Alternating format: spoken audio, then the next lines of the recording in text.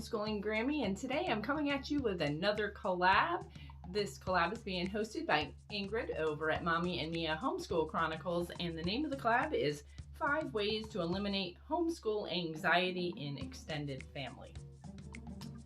Yeah, so I had to jump in on this one because I've had a lot of that over the years, then and now.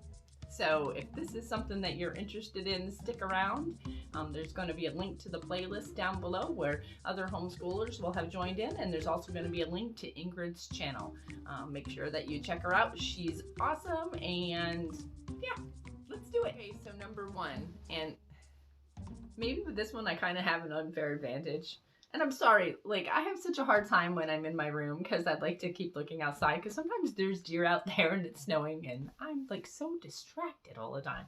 So anyways, number 1 for me is like an unfair advantage because this is not my first homeschool rodeo, so to speak. So I've done this before. I've been doing it for a long time. I started like in the mid-90s. So yeah, that's kind of an unfair advantage for me, but at the same time, it allows me to have confidence in my abilities. And so, I think it allows me to handle things a little bit differently now than I used to handle things then. And basically, it's just proof that homeschool works for my family. I mean, it doesn't work for everybody's family, but it works for my family. So that can be my blanket answer because, hey, here's the product. I have product. I'm just not in the beginning stages of, molding and creating. The product's already out there. So, yeah. So that's number 1 for me is that I've already been there, done that. And so, yeah. They're just going to have to realize that that's just the way it is. This is our choice and they have their choice. Okay, so my second way that I like to eliminate the anxiety, and this is like more new for me, like my first time around, when you're still like in the beginning stages and, sometimes you have doubts about yourself. So you don't, like I said before, you don't have that confidence, but I just shut down the negative criticism. I just shut it down. I'm like, you know what? Don't talk to me about it. We're not having this conversation. If you can't have a conversation that is, good back and forth conversation where, you can listen to what I have to say and I can listen to what you have to say. And that maybe we can just come to the conclusion that we can agree to disagree. Then there's no conversation at all. We have nothing to talk about because it's not going to change my mind. And who needs that kind of negativity in their life? Like, seriously. Okay, so number 3. If you're in my house and you start talking smack about homeschool, it's on. And I say that because I'm going to show you the brilliance of my grandchild. No, not really, but I'm going to take you in there and I'm going to be like, look, this is what we do. And this is why it works for us. So basically, if you're going to run your yap in my house, then you're going to get the tour. And it's funny because it's actually shut some people down. When they realize that, we're just not over here, sitting on our butts all day watching documentaries. Although, you know what? That seems like a really good idea. No, that's not what we're doing. We're not sitting around eating bonbons all day. And, we are learning. And learning can be different for everyone. And learning looks different in every homeschool.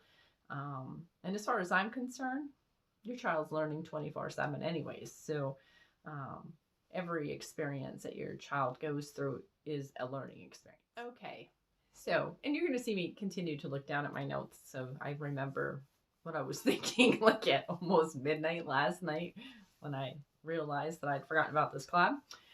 And I kind of have it up before 10 a.m. So anyway, so number 4 is really to educate people about homeschooling.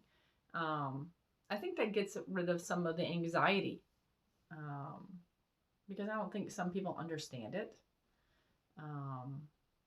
And sometimes if you can kind of educate people, like, for example, for us, it means kingdom building.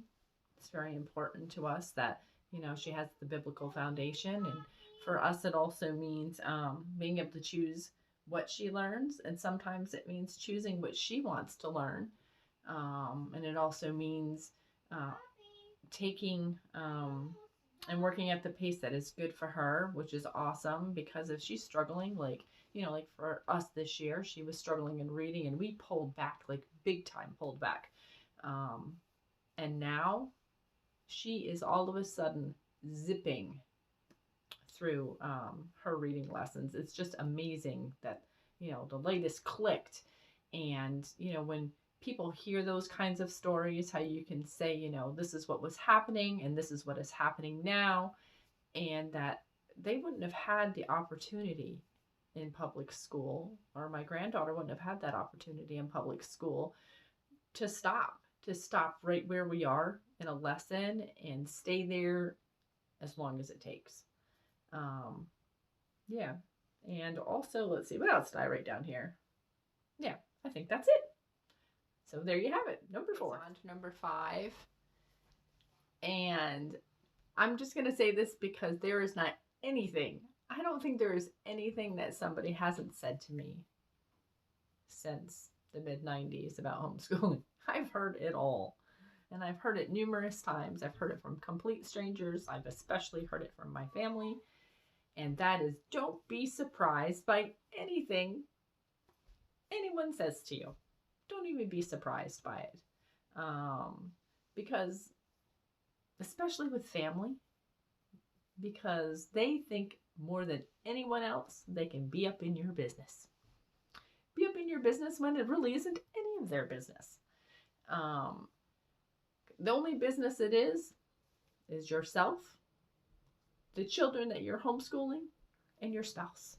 That's whose business it is. It's within your own home. And just have confidence in that what you have chosen is right for you and your family. And what else? Oh. And it's okay to nicely tell them that it's right for your family, but it's also okay to not so nicely tell them, because I've had to be not so nice about it sometimes. I've had to be like, you know what? I appreciate your opinion, and that's all well and good, and you are totally in your right to have your own opinion. But ultimately, it is our decision. So, yeah, so I just wanted to keep it real. Mind your own business. Okay, this is just a little bonus.